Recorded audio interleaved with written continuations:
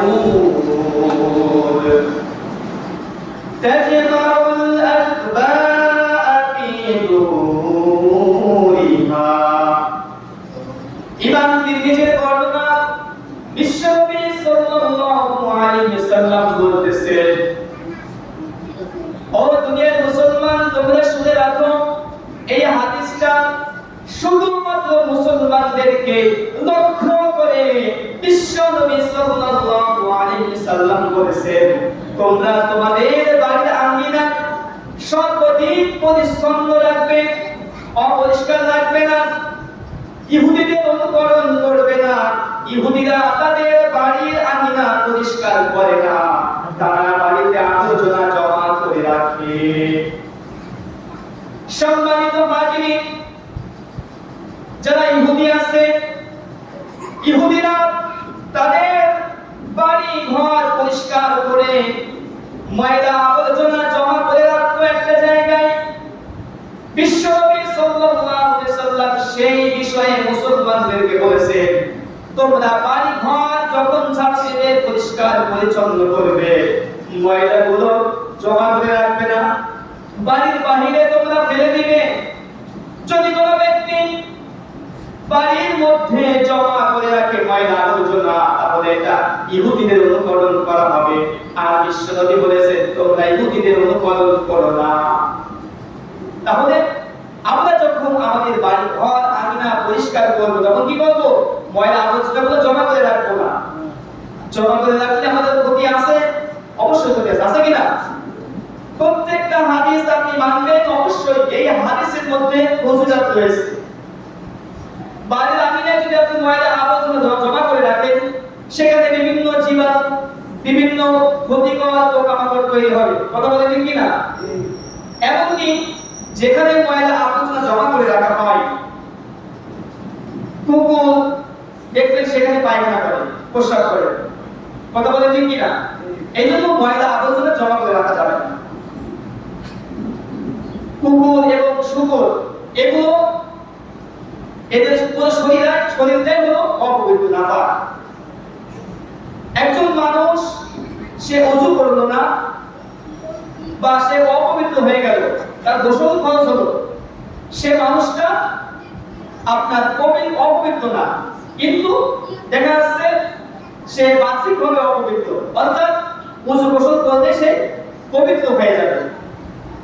একটা মানুষের গোসল খরচ হলো, তাই বলে কি সমস্ত শরীর অপবিত্র হয়ে গেল?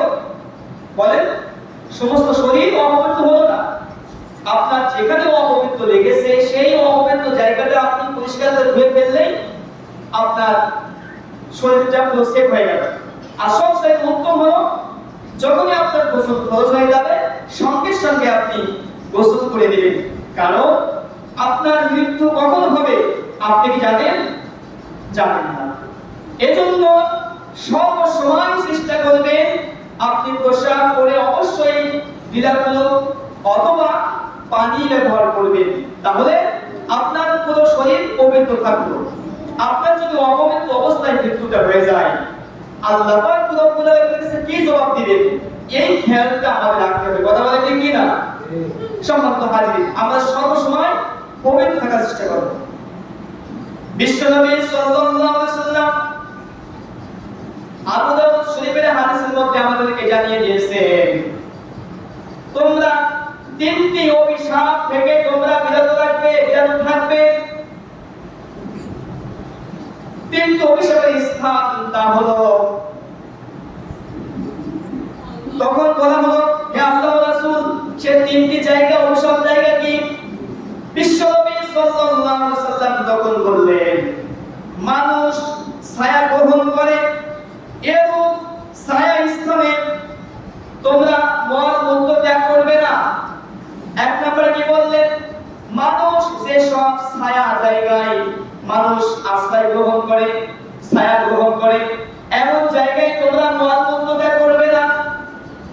দুই নম্বরে, অথবা রাস্তার পাশে অথবা রাস্তায় তোমরা মল-মূত্র ত্যাগ করবে না। তিন নম্বরে, জলাধার বা জলাশয়ের মধ্যে বা পানির ঘাটে, কোন পুকুরের ঘাটে তোমরা মল-মূত্র ত্যাগ করবে না, অর্থাৎ পোশাক করবে না, পায়খানা করবে না। কারণ এই সমস্ত জায়গায় যদি আপনি মল মূত্র ত্যাগ করেন তাহলে অন্যান্য অনেক ব্যক্তির ক্ষতির আশঙ্কা রয়েছে, অনেক অনেক ব্যক্তির কষ্ট রয়েছে। কথা বলেন ঠিক কিনা? এই জন্য এই পুকুর ঘাটে অথবা রাস্তার উপরে, রাস্তার পাশে অথবা ছায়া স্থানে, এই কয়েকটি স্থানে আপনারা মল মূত্র ত্যাগ করবেন না, সতর্ক থাকবেন। ওই তিনটা বাচ্চা এক জায়গায় বসে খুব দুষ্টু করছে, তিন জায়গায় হাসাহাসি বলতে আছে প্রথম থেকে। আর কেউ কিছু বলছেন, আপনি তো উঠে দিতে পারেন জায়গা থেকে, একটু উঠাই দেন, জায়গা চেঞ্জ করে দেন। আবার আপনার হচ্ছে কিন্তু কিছু লোক একটা সামনে দিয়ে দেন। আলহামদুলিল্লাহ, বিশ্বনবী সাল্লাল্লাহু আলাইহি ওয়াসাল্লাম আমাদেরকে হাদিসের মাধ্যমে আরো অন্যান্য বিষয় জানিয়ে দিয়েছেন। বুখারী এবং মুসলিমের বর্ণনা, বিশ্বনবী সাল্লাল্লাহু আলাইহি ওয়াসাল্লাম বলেছেন, তোমরা মল ত্যাগ অথবা মূত্র ত্যাগের জন্য গমন করলে কিবলার সামনে রাখবে না বা পিছনে রাখবে না। অর্থাৎ কোন ব্যক্তি যখন প্রসাব করবে অথবা পায়খানা করবে তখন সে কিবলা দিকে বসবে না বা কিবলাকে পিছন দিকে রাখবে না। ইমাম আবু হানিফা রাহমাতুল্লাহ আলাইহির মাযহাব অনুসরণ যারা করে থাকে, খেয়াল করেন বিষয়টা। যদি আপনি এই প্রসাব অথবা পায়খানা খোলা কোনো মাঠে আপনি করেন, আপনার অর্থাৎ আমরা পশ্চিম দিকে ফিরে আমরা ইবাদত করি, নামাজ পড়ি, এই পশ্চিম দিকটা হলো কিবলা। এই কিবলা দিয়ে ফিরে যদি আপনি প্রসাব করবেন বা পায়খানা করেন তাহলে আপনার হারামের গুনাহ হবে, কবিরা গুনাহ হবে। বিশ্বনবী সাল্লাল্লাহু আলাইহি ওয়াসাল্লাম এটাই আমাদেরকে জানিয়ে দিয়েছেন। বুখারী, ইমাম বুখারী এবং মুসলিম হাদিসটি বর্ণনা করেছেন তাদের কিতাবের মধ্যে। বিশ্বনবী সাল্লাল্লাহু আলাইহি ওয়াসাল্লাম বলেছেন, তোমরা কিবলাকে সামনে রাখবে না অর্থাৎ অথবা কিবলাকে তোমরা পিছনে রাখবে না। যদি কোনো ব্যক্তি পশ্চিম দিকে ফিরে অথবা পশ্চিম দিকে পিছন ফিরে, পূর্ব দিকে ফিরে আপনার প্রসাব পায়খানা করে তাহলে কি হবে? কবিরা গুনাহ হবে, হারামের গুনাহ হবে। বিশ্বনবী সাল্লাল্লাহু আলাইহি ওয়াসাল্লাম আমাদেরকে নিষেধ করেছেন। এমনকি আপনার বাড়ির মধ্যে, ঘরের মধ্যে যে টয়লেট রয়েছে সেখানেও যদি আপনি পশ্চিম অথবা পূর্ব দিকে ফিরে আপনি প্রসাব পায়খানা করেন, সেখানে আপনার হারাম না হলেও মাকরুহ তাহরিমের গুনাহ হবে। এই জন্য সতর্ক থাকতে হবে আমাদেরকে।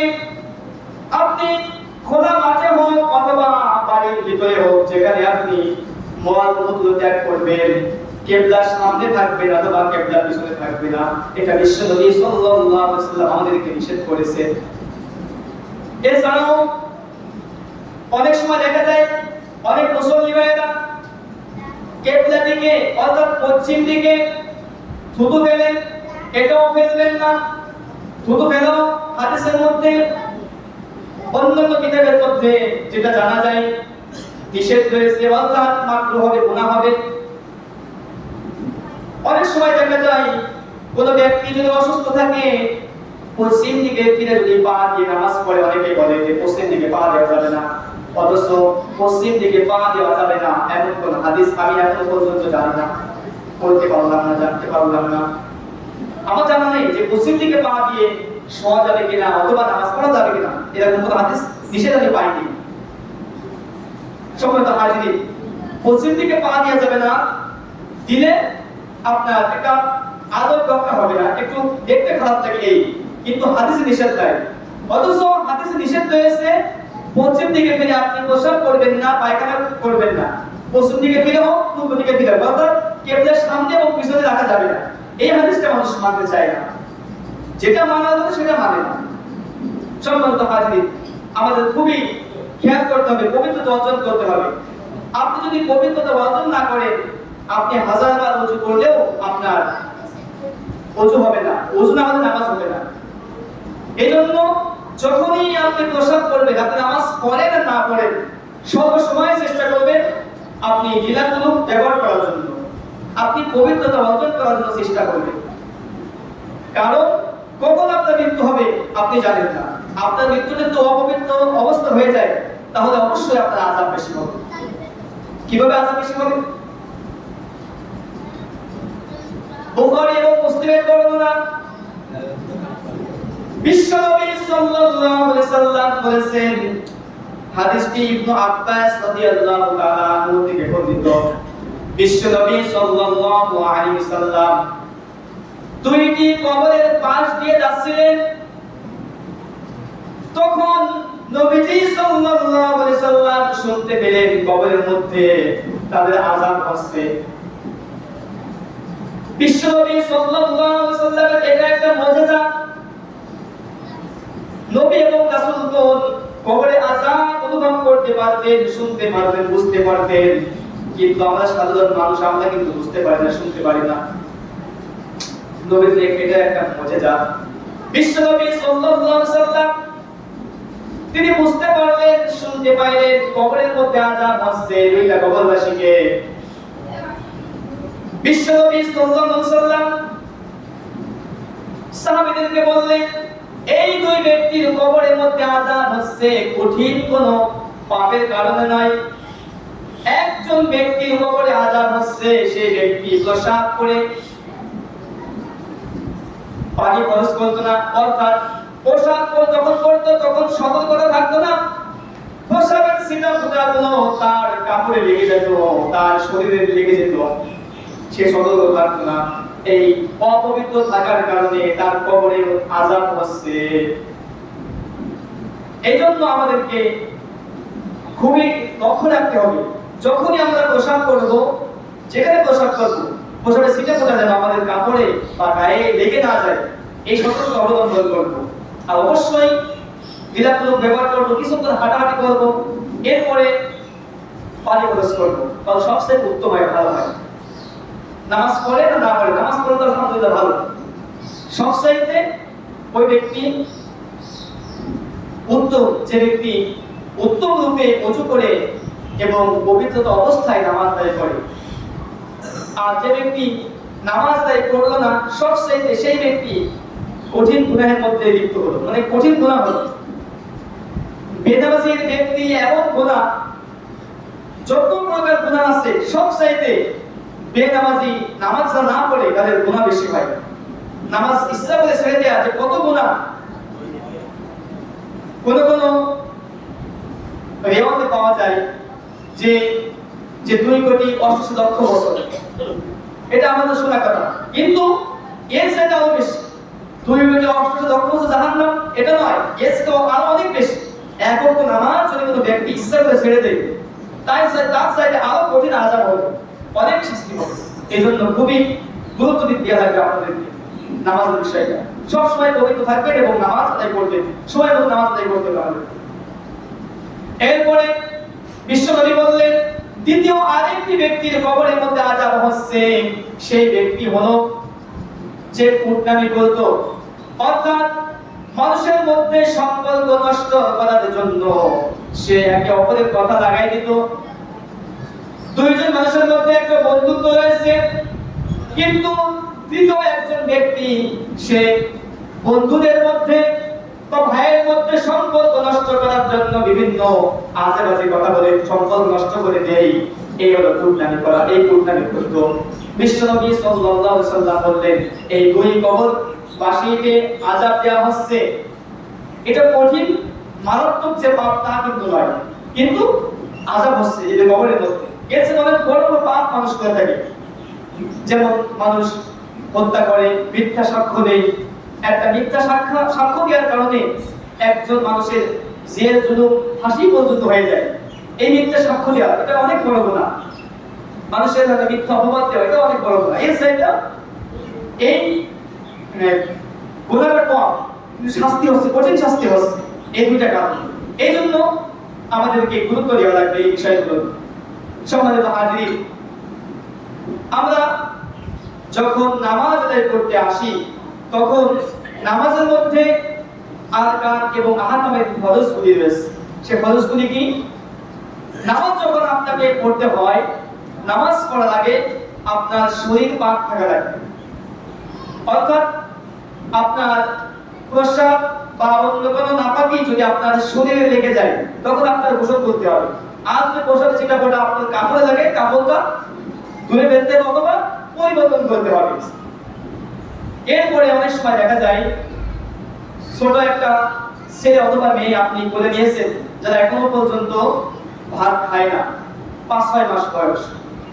এই ছোট ছেলে মেয়ে যখন আপনার কোলের মধ্যে প্রসাব করে দেয়, যদি আপনার শরীরে লেগে যায় তাহলে আপনাকে গোসল করতে হবে, অথবা যদি হাতে লাগে বা পায়ে লাগে এমন জায়গায় রাখছে আপনার সেই জায়গাটা ধুয়ে ফেলতে হবে। যদি কাপড়ে লাগে, আপনার শরীরে না লাগে, তাহলে সেই কাপড়ের জায়গাটা ধুয়ে ফেলতে হবে, ভালো মতো ধুয়ে ফেলতে হবে। আর সবচাইতে উত্তম হলো আপনি সেই কাপড়টা পরিবর্তন করে দিবেন, চেঞ্জ করে দিবেন, তাহলে সেটা আরো বেশি উত্তম হয়। আমাদের মধ্যে অনেক সময় মানুষ বলে থাকে যে ছোট ছেলে মেয়ে ওরা এখনো পর্যন্ত নাবালক বা কিছু বোঝে না, কথা বলতে পারে না, ছোট 5-6 মাস বয়স, এদের প্রসাব সমস্যা নাই, এরকম বলে কিনা? এরকম বলে কিনা বলেন? এরকম বলে। আসলে এটা ঠিক নয়। আপনার ছোট বাচ্চা ছেলে হোক মেয়ে হোক, তারা যদি আপনার কাপড়ে প্রসাব করে দেয় তাহলে ওই কাপড়ের জায়গাটা ধুয়ে ফেলে নামাজ পড়তে হবে। সবচেয়ে ভালো হয় ওই কাপড়টা যদি চেঞ্জ করতে পারেন, আপনি পরিবর্তন করতে পারেন, বেশি ভালো হয়। যদি আপনার সম্ভব না হয়, কোনো একটা আত্মীয় বাড়ি গিয়েছেন, সেখানে আপনার সুযোগ নাই, কাপড়টা পরিবর্তন করার সুযোগ নাই, তাহলে আপনি ধুয়ে ফেলবেন জায়গাটা যেখানে লাগছে আপনার সেই পোশাক বা পায়খানা। সম্মানিত হাজির, তাহলে নামাজ পড়তে হলে আপনার 12 থেকে 13টি ফরজ হয়েছে, ফরজগুলি অবশ্যই আদায় করতে হবে, জানা হলে নামাজ হবে না। পবিত্র অর্জন করতে হবে 1 নম্বরে, শরীর পাক থাকা লাগবে। 2 নম্বরে আপনার কাপড় পাক থাকা লাগবে। 3 নম্বরে আপনার নামাজের জায়গাটা, স্থানটা আপনার পবিত্র থাকা লাগবে, পবিত্র না থাকলে নামাজ হবে না। তারপরে 4 নম্বরে আপনার সতর ঢাকতে হবে। সতর কতটুকু? একটা পুরুষের নাভি থেকে হাঁটু পর্যন্ত সতর, এই সতরের জায়গাগুলো ঢেকে রাখা প্রত্যেক পুরুষের জন্য ফরজ। যদি নাভি থেকে হাঁটু পর্যন্ত আপনি না ঢাকেন, যদি আপনার নামাজের মধ্যে এগুলো আপনার আটকা হয়ে যায় বা কাপড় সরে যায়, আপনার নামাজ নষ্ট হয়ে যায়। আর মহিলাদের একেবারে মাথা থেকে পায়ের পাতা পর্যন্ত শুধুমাত্র মুখমণ্ডল আর হাতের কবজি, এই দুইটা বাদে পুরো শরীর ঢেকে রাখা মহিলাদের জন্য ফরজ, সর্বসময় ফরজ, নামাজের জন্য তা নয়, সর্বসময় ফরজ। আর বাড়ির বাইরে যখন একজন মহিলা বের হবে তখন মুখমণ্ডল ঢেকে রাখবে। এটাই হলো নবীজি সাল্লাল্লাহু আলাইহি ওয়াসাল্লামের হাদিস থেকে এটাই পাওয়া যায়। অর্থাৎ শতকরায় 95 জন আলেম বলেছেন যে একজন নারী যখন বাড়ির বাইরে বের হবে এমন একটা পোশাক পরিধান করবে যেন কোনো পুরুষ তার দিকে খারাপ নজরে না তাকাতে পারে। অর্থাৎ একবার তাকালে দ্বিতীয়বার তাকাতে কোনো পুরুষের ইচ্ছা না থাকে। তাহলে কিভাবে চলতে হবে, কিভাবে পোশাক পরিধান করতে হবে, এটা আমাদের বুঝতে হবে এবং আমল করতে হবে। তারপরে কিবলামুখী হয়ে নামাজ পড়া। 5 নম্বরে কিবলা দিক। আপনি যখন নামাজ আদায় করবেন আপনার মুখ সরে না যায়, কিবলা যেন সঠিকভাবে থাকে। এরপরে ওয়াক্ত মতো নামাজ পড়তে হবে। ওয়াক্ত মতো নামাজ পড়া ফরজ। আপনি ফজর নামাজ সূর্য ওঠার পরে পড়েন, নামাজ কি হবে? ইচ্ছা করে যদি আপনি এরকম করেন, নামাজ হবে না। যদি আপনি সফরে থাকেন বা কোনো কারণে আপনি পড়তে পারবেন না, তাহলে আপনি সেটা ভিন্ন কথা, কিন্তু ইচ্ছাকৃতভাবে আপনি জোহরের নামাজটা আসরে পড়লেন, আসর নামাজটা ইশার পরে পড়লেন, তাহলে এরকম করলে আপনার ফরজ নষ্ট হয়ে যাবে, নামাজ আপনার হবে না। এই ইচ্ছা করে আপনি নামাজ কাজা করতে পারবেন না। এরপরে আপনার নামাজ নিয়ত করা ফরজ। এই 6টি ফরজ বাহিরে। এরপরে নামাজের ভিতরে আপনার তাকবীর তাহরিমা বলা, এটা হলো ফরজ। অনেক সময় দেখা যায় যারা 5 ওয়াক্ত নামাজ পড়েন, আপনি পড়ে আসলেন, নামাজ শুরু হয়ে গেছে, আপনি আল্লাহু আকবার বললেন না, আপনাকে সশব্দে মানে নিজে শুনতে পারবেন অথবা আপনি আস্তে আস্তে বলবেন, আপনি নিজে বুঝতে পারবেন এমন ভাবে আপনি বলবেন আল্লাহু আকবার। এত এই আল্লাহু আকবার এইটা প্রথমবার বলা হলো আপনার জন্য ফরজ। এটার নাম হলো তাকবীরে তাহরিমা। আপনি যদি এসেই কিছু না বলে হাত বাঁধেন, নামাজ হবে না। যতই ইমামের পিছনে পড়েন না কেন, নামাজ হবে না। এটা বলা কি ফরজ। সুন্নাত যেগুলো আছে বা মুস্তাহাব যেগুলো আছে সেগুলো ইমামের পিছনে পড়লে হয়ে যায়। তারপরেও শুধুমাত্র সূরা এবং কিরাত, সূরা ফাতিহা এবং কিরাত বাদে যাগুলো আছে সবগুলো আপনাকে আপনাকে ইমাম পিছে পড়তে হবে। প্রথমবার আল্লাহু আকবার বলে এটা ফরজ, আর বাকি যেগুলো আছে রুকু করা ফরজ, সিজদা করা ফরজ, এই ফরজগুলো আপনাকে আদায় করতে হবে। এরপরে আপনার দাঁড়ায় নামাজ পড়া এটা হলো ফরজ। অনেক সময় দেখা যায় কিছু মুসল্লি আছে যে সুন্নাত এবং নফল নামাজগুলো বসে বসে পড়ে। আপনি বসে নামাজ আদায় করবেন, আপনার সওয়াব হবে অর্ধেক, অর্থাৎ 100% সওয়াব হবে দাঁড়ায় নামাজ পড়লে, বসে পড়লে অর্ধেক হবে। কিন্তু ফরজ নামাজটা আপনার শক্তি সামর্থ্য থাকতে অবশ্যই আপনাকে দাঁড়িয়ে নামাজ পড়তে হবে। দাঁড়িয়ে নামাজ পড়া কি ফরজ। যদি আপনি পায়ের ব্যথার কারণে বা মাজার ব্যথার কারণে কোনো সমস্যার কারণে আপনি দাঁড়ায় না পড়তে পারেন, আপনি বসে পড়বেন। তবে চেয়ার বা টুলে না বসে যদি আপনি নিচে ফলনে বসে আপনি যদি সিজদাটা এই কবলটা আপনি জমিনে ঠেকাতে পারেন, আপনার সিজদার জায়গায় ঠেকাতে পারেন, সেটা সবচেয়ে উত্তম হয়। তবে যাদের এটা সম্ভব নয় তাদের জন্য চেয়ার টুল এটা অসুবিধা নাই। অনেক ওলামায়ে অনেক কঠিন ভাবে বলে থাকে চেয়ার টুল নামাজ পড়া যাবেই না, কিন্তু না, আমি বলবো যারা একান্ত সিজদাটা কবলটা মাটিতে দিতে পারে না, মাঝে এমন ব্যথা এমন অসুস্থ সে কোনো রকম মাথা নোয়াতে পারে না, তার জন্য চেয়ার টুল। কিন্তু যে ব্যক্তি আপনার হেঁটে আসতেছে, সাইকেল চালায় বাজারে যাচ্ছে, মাঠে ধান কাটতেছে, ঘাস কাটতেছে, এরপরে পাশনি দিয়ে কাজ করতেছে, মাঠে সাইকেল চালায় আসতেছে, দৌড়াতে পারে, সেই ব্যক্তি চেয়ার টুলে নামাজ পড়ে, এমন আমি দেখেছি। বলে যে মাথায় সমস্যা। আর যখন ইমাম বা কোনো ব্যক্তি আলাদাভাবে কোনো ব্যক্তিকে মহব্বত করে এগুলো সতর্ক করে, তখন সেই ইমাম বা সেই ব্যক্তি তাদের শত্রু হয়ে যায়। এমন হয় কিনা বলেন? কিন্তু হাদিসে এসেছে যদি কোনো ব্যক্তির একটা ভুল কেউ সংশোধন করে দেয়, একটা ভুল তাকে বলে সংশোধন করার চেষ্টা করে, সেই সবচেয়ে বড় বন্ধু। আর যে ব্যক্তি সংশোধনের প্রশংসা করে সেই ব্যক্তি বড় শত্রু। এটা তো হাদিসের ভাষা। কিন্তু আমরা যখন একটা মানুষের ভালোবেসে মহব্বত করে যদি বলি যে ভাই আপনি 5 ওয়াক্ত নামাজ পড়েন, ভাই আপনি নামাজ পড়েন না কেন, তখন সেই ইমাম দেখা যায় শত্রু হয়ে যায়। সম্মানিত হাজির, আমরা এই বিষয়গুলো লক্ষ্য রাখবো। নামাজ পড়ার আগে শরীর পাক, কাপড় পাক, নামাজের জায়গা পাক, শর্ত ঢাকা, কিবলামুখী হওয়া, ওয়াক্ত মতো নামাজ পড়া, নামাজের নিয়ত করা, দাঁড়ায় নামাজ পড়া, কিরাত করা, রুকু করা, সিজদা করা এবং আখেরি বৈঠক, এগুলো আমরা আদায় করব। এগুলো ফরজ। আল্লাহ পাক রব্বুল আলামিন আমাদের সকলকে পবিত্র অবস্থায় নামাজ আদায় করার তৌফিক দান করুন। সকলে বলুন আমিন। এবং প্রথমে যে কথাগুলো বললাম, আমি আবারও বলছি যে কিবলা দিক হয়ে আমরা প্রসাদ এবং পায়খানা করব না, কিবলা দিকে থুতু ফেলবো না। আর আমরা বাংলাদেশ, আমাদের কিবলা হলো পশ্চিম দিকে, এজন্য আমরা পশ্চিম দিকে থুতু ফেলবো না, প্রসাদ পায়খানা ফেলবো না বা করবো না। আল্লাহ পাক রব্বুল আলামিন আমাদের সকলকে সতর্ক থাকার তৌফিক দান করুন আমিন। এরপরে মানুষের কষ্ট হয় এমন কোনো কাজ করব না, বিশেষ করে রাস্তায়, রাস্তার পাশে অথবা কোনো গাছের ছায়ায় বা পুকুর ঘাটে, পুকুর ধারে, এগুলো জায়গায় আমরা এমন কোনো আলোচনা ফেলবো না বা এমন প্রস্রাব পায়খানা করবো না যে মানুষের কষ্ট হবে। এগুলো করা যাবে না, মানুষের কষ্ট দেওয়া খুবই বড় গুনাহ। আল্লাহ পাক রব্বুল আলামিন আমাদের সকলকে বোঝার তৌফিক দান করুন আমিন। ওয়া আখিরু দাওয়ানা আলহামদুলিল্লাহি রাব্বিল আলামিন।